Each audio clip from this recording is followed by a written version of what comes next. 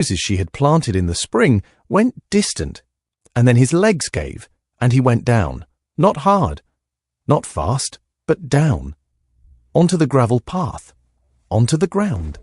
And Camilla caught him, or tried to, and she could not, and he lay on the gravel in the garden in the afternoon light with his wife kneeling beside him and his hand still reaching for the roses, and the protection officer on the perimeter was already running, and the radio was already crackling, and the words that went out over the secure channel were 3 words that no one in the royal household ever wants to hear. Sovereign down, Windsor, immediate. Within 11 minutes, the medical team arrived. Within 20 minutes, the king was inside the castle, in the medical suite on the ground floor, surrounded by physicians, monitors, and the quiet, controlled chaos of an emergency response. Within 30 minutes, the Prince of Wales was airborne, in a helicopter from Highgrove, cutting through the grey afternoon sky toward Windsor. And within 45 minutes, Queen Camilla, who had been kneeling on the gravel beside her husband, who had followed the stretcher into the castle, who had been holding his hand in the medical suite while the physicians worked, was told to leave. Not by a doctor, not by a nurse, by a protection officer who stood in the doorway of the medical suite and said, in the flat, institutional voice of a man delivering an order he did not make, "Your Majesty, I must ask you to step outside." And Camilla, who was holding her husband's hand, who was watching the monitors, who was terrified, looked at the officer and said, "No." And the officer said, "The order is from the Prince of Wales." And Camilla said, "No." And the officer said, "Your Majesty, the order is from the Prince of Wales, and the Prince of Wales is landing in 4 minutes. And Camilla let go of her husband's hand, and she stood up, and she walked out of the room. And she did not look back, because looking back would have broken her. And she could not break. Not yet. Not while he was still breathing. Before we reconstruct the medical episode that triggered this crisis, the specific condition that caused the king to collapse in the garden, the assessment that determined the severity, and the institutional protocol that governed the response, before we walk through the 4 minutes between Camilla's removal from the medical suite and her eviction from the Windsor gates, and before we describe the moment Charles regained consciousness and learned that his wife had been barred from his bedside, make sure to hit subscribe to Crown Watch and turn on the notification bell. Because this story is not about a power struggle, it is not about a rivalry, it is not about a woman being punished, it is about the hardest arithmetic of the crown, the calculation of who controls the sovereign's body when the sovereign cannot control it himself, and it is about a wife who tried to hold her husband's hand while the institution pulled her away, and about a son who pulled her away because the institution required it, and about a king who woke up and learned what had been done, and who had to decide whether to forgive. Let's begin with the collapse, because the collapse is where the crisis started, and understanding the collapse is essential to understanding why the response was what it was. The king had been walking in the garden. This was not unusual. Charles walks in the garden every afternoon when he is at Windsor. It is his habit, his ritual, his way of moving through the day. He walks with Camilla. He walks slowly. He stops at the roses. He talks about the soil. He talks about the light. He talks about the things that are not the crown. And on this Thursday, he was talking about the roses, about the new variety Camilla had planted, about the colour, about the way the petals caught the afternoon sun. And then he stopped, and his hand tightened on her arm, and his eyes went distant, and his legs gave, and he went down. The medical team's initial assessment, delivered within 30 minutes of the collapse, identified the cause. The king had experienced a transient ischemic episode, a temporary disruption of blood flow to the brain, not a stroke, not a cardiac event, a tire. The kind of warning that precedes something larger. The kind of warning that says the body is failing, and the failing is not reversible, and the next episode may not be transient. The king was conscious.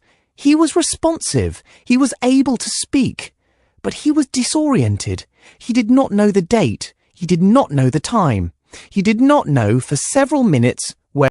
And the disorientation frightened the physicians, because disorientation in a patient with progressive cognitive decline is not a symptom, it is a signal, and the signal says the decline is accelerating, and the acceleration requires a response. And the response is institutional, not personal, institutional. The institutional response is governed by a protocol. The protocol is called the Sovereign Medical Continuity Framework. It was established in 2019, updated in 2022, and activated for the first time on this Thursday afternoon. The framework specifies that in the event of sovereign incapacity lasting longer than 15 minutes, the medical response is transferred from the household to the institution. The household's role, Camilla's role, the staff's role, the family's role, ends. And the institution's role begins. The institution's role is managed by the Regency Council, and the Regency Council's chair is the Prince of Wales. And the chair's authority in a medical emergency is absolute. The chair controls access to the sovereign. The chair controls the medical team. The chair controls the information flow. The chair controls who enters the room and who leaves. And the chair's first duty is not to the patient, it is to the institution, because the patient is the sovereign. And the sovereign is the institution, and the institution must be protected, even from the people who love the patient, even from the wife, even from the hand that was holding his. Camilla did not know the framework, or rather she knew it existed. She had been briefed on it. She had read the protocol. She had understood in the abstract that if the king became incapacitated, the institution would take over. But she had not understood, or what taking over meant. What it meant for the room, what it meant for the hand, what it meant for the wife. And when the physicians began their work, when the monitors were attached, when the secure communications were established, when the medical suite was transformed from a room into a command center, Camilla did what any wife would do. She stayed. She held his hand. She watched the monitors. She asked the physicians questions. She tried to understand. She tried to be present. She tried to be the person who was there. And in doing so, she crossed the line. Not deliberately, not with intent, but she crossed it, because the line is not visible. The line is not marked. The line is drawn by the protocol. And the protocol says, the family leaves, and the institution enters, and the wife is family, and the family leaves. But Camilla did not leave, and this is where the crisis deepened. Because Camilla, in her terror, in her love, in her desperate need to be the person who was there, began to act, not as a wife, as a consort. She gave orders to the medical team, not medical orders, access orders. She told the protection officers to restrict entry to the medical suite. She told the household staff to clear the corridor. She told the communications secretary to hold all external inquiries. She told the private secretary to delay the briefing to the Regency Council. She was not trying to seize power. She was trying to buy time. Time for the physicians to work. Time for the king to stabilize. Time for the crisis to pass before the institution descended. And in buying time, she was overstepping. Because the time was not hers to buy. The time was the institution's. And the institution's time is measured in protocols, not in love. And the protocol says the council is briefed immediately, and the council's chair controls the response. And the chair is William. And William must be informed. And Camilla, in her terror, was delaying the informing. And the delay was the breach. William received the initial alert at 3:26 p.m. He was at Highgrove. He was in a meeting with his agricultural advisors. The alert came through his secure device. 3 words: sovereign down, Windsor, immediate. He stood. He left the meeting. He walked to the helicopter pad. He was airborne by 3:31 p.m.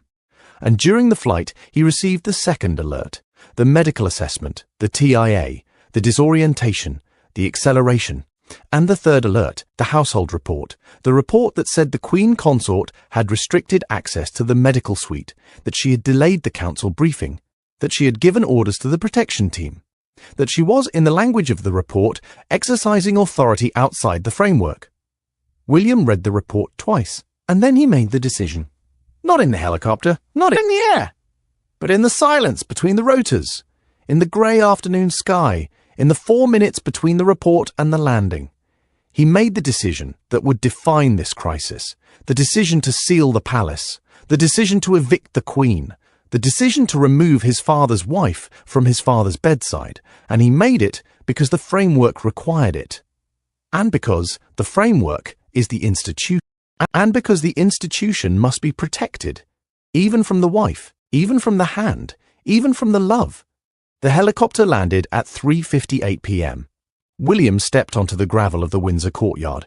He was met by the head of the protection detail, the senior physician, and the private secretary. He did not speak to them.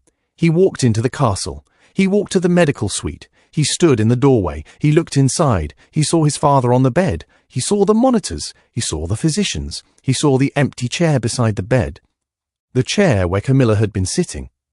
The chair where her hand had been holding his. And the chair was empty, because she had been removed, because the protection officer had delivered the order, because William had given the order, and the order was executed, and the chair was empty. And William looked at the empty chair, and he understood what he had done.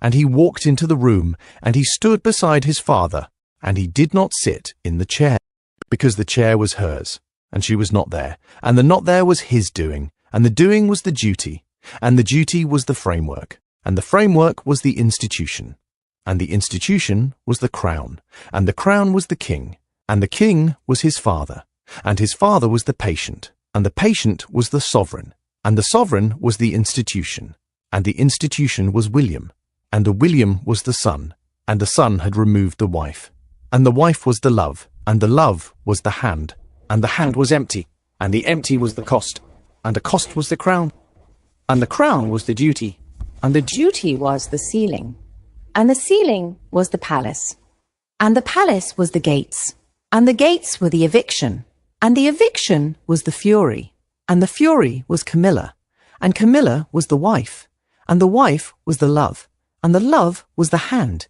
and the hand was empty. The ceiling of Buckingham Palace was executed at 4:15 p.m. William issued the order from Windsor by secure line to the Palace Operations Centre. The order was not about documents, not about archives, not about registry. It was about access, about control, about the physical space where the sovereign's institutional functions are performed. The ceiling meant that no one could enter or leave the palace's administrative wing without William's authorization. It meant that the courier chain was suspended. It meant that the communications hub was locked. It meant that the private offices were cleared. It meant that the palace, for the duration of the medical emergency, was under the sole control of the Regency Council chair. And the ceiling was not about Camilla, it was about the institution, about ensuring that no one, in the chaos of the medical crisis, could use the palace's administrative machinery to circumvent the framework, to issue orders, to control information, to manage the narrative, to do what Camilla had done at Windsor. The ceiling was the institutional response to the household overreach, and the household overreach was Camilla, and Camilla was the wife, and the wife was the love, and the love was the hand, and the hand was empty.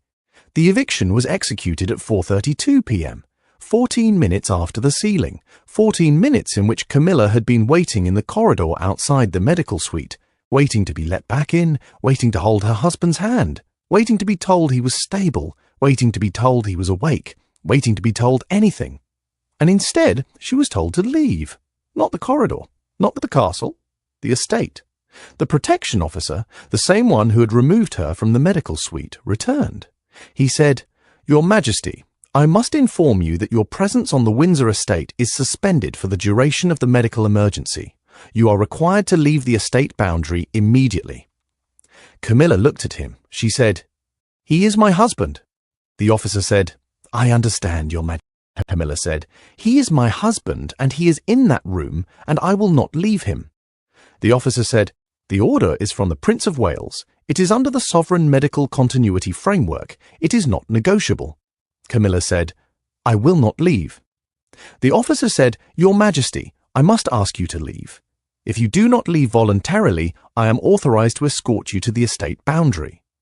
And Camilla looked at the officer, and she looked at the door to the medical suite, and she looked at the corridor, and she looked at the roses in the garden, visible through the window, and she understood, and she walked. She walked through the castle, through the corridors she had walked for 20 years, through the rooms she had furnished, through the halls she had hosted, through the garden where he had fallen, through the courtyard where the helicopter had landed, through the gates where the barrier arm rose and fell and rose again. And she walked out of the estate, out of the castle, out of the garden, out of the room where her husband lay, out of the place where her hand had been holding his, and she walked to the car, and the car was waiting. And the car drove away, and the gates closed, and the barrier arm fell, and the estate was sealed, and the wife was outside, and the husband was inside, and the inside was the institution, and the outside was the love, and the love was the fury, and the fury was Camilla, and Camilla was the wife, and the wife was the hand, and the hand was empty, and the empty was the cost, and the cost was the crown, and the crown was the duty. The duty was the framework, and the framework was William, and William was the son, and the son had removed the wife, and the wife was the love, and the love was outside the gates. Camilla's fury was not immediate. It came later, in the car, in the drive from Windsor to Clarence House, in the silence of the back seat, in the rain on the windows, in the absence of the husband, in the absence of the in the absence of the room, in the absence of the roses. And the fury was not about the eviction, it was about the choice William had made, the choice to remove her, the choice to seal the palace, the choice to invoke the framework, the choice to put the institution before the wife. And the fury was not about the rightness of the choice, it was about the fact of it. The fact that the choice could be made, the fact that the institution could override the wife, the fact that the hand could be removed from the husband's hand, the fact that the love could be walked out of the room, the fact that the crown could say, "You are not in charge. You are not the decision maker. You are not the person who holds the hand. You are the consort." And the consort leaves. And the leaving is the duty. And the duty is the crown. And the crown is the institution. And the institution is William. And William is the son. And the son made the choice. And the choice was the eviction. And the eviction was and the fury was the love. And the love was outside the gates. The fury broke at Clarence House. Not publicly. Not in front of staff, not in front of the protection officer. In private. In the sitting room. In the silence. In the absence. Camilla sat in the chair by the window. She looked at the garden. She looked at the sky. She looked at the phone that did not ring. And she wept. Not quietly. Not with dignity. She wept the way a person weeps when the person they love is dying and they are not allowed to be there. And the weeping was the fury. And the fury was the love. And the love was the hand. And the hand was empty. And the empty was the cost. And the cost was the crown. And the crown was the duty. And the duty was the framework. And the framework was the institution. And the institution was William. And William was the son. And the son had removed the wife. And the wife was the love. And the love was weeping. And the weeping was the fury. And the fury was the hand. And the hand was empty. And the empty was the gates. And the gates were closed. And the closed was the crown. And the crown was the cost. And the cost was the love. And the love was Camilla. And Camilla was outside. And the outside was the fury. And the fury was the love. And the love was the hand. And the hand was empty. Charles regained consciousness at 7:42 p.m. He was in the medical suite.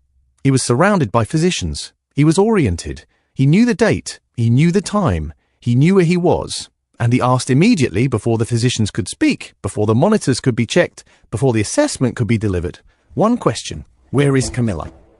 The Senior physician looked at him. The physician looked at the protection officer. The protection officer looked at the private secretary. And no one answered. Because the answer was not simple. Because the answer was the framework. Because the answer was William. Because the answer was the eviction. And the answer could not be given without the context. And the context could not be given without the breach. And the breach could not be given without the shame. So no one answered. And Charles asked again, where is Camilla? And the silence was the answer. And the answer was the absence. And the absence was the eviction. And the eviction was the framework. And the framework was William. And William was the son. And the son had removed the wife. And the wife was the love. And the love was outside the gates. He had been in the operations room, coordinating the sealing, managing the communications, overseeing the institutional response. He had not been at his father's bedside. He had been doing the duty. And the duty had kept him away. And the away was the cost. And the cost was the crown. and the crown was the institution, and the institution was the framework, and the framework was the ceiling, and the ceiling was the palace, and the palace was the gate, and the gates were the eviction, and the eviction was Camilla, and Camilla was the wife, and the wife was the love, and the love was outside, and the outside was the fury, and the fury was the hand, and the hand was empty, and the empty was the chair, and the chair was hers, and the hers was the absence, and the absence was the cost, and the cost was the duty, and the duty was William, and William was the son, and the son walked into the room, and the father looked at him, and the father said, "Where is Camilla?" And the son said,